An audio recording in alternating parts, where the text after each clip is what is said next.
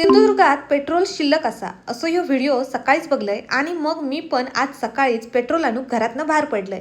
गाडीत आता शापच पेट्रोल नाही, त्यामुळे ह्यो जुगाड करून बघूया म्हटला।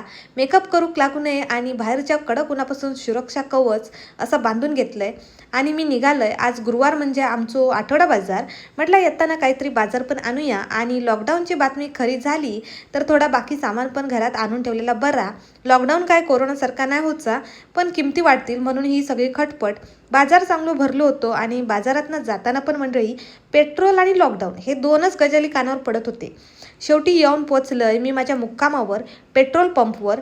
बरेचसे गाडी थैसून बाहेर पडताना बघलंय आणि मग माका वाटला पेट्रोल देत असतील, पण मंडळी पेट्रोल काय पेट्रोलचं वास पण नाही आमच्या नाकाक लागलेलो नाही। अडाण्यासारखा पाठी वाचून पण पेट्रोल हा काय म्हणून त्यांच्याकडे परत एकदा चौकशी केलंय, पण थैसून रिकामे वाटले घेऊन फापलत येऊचा लागला।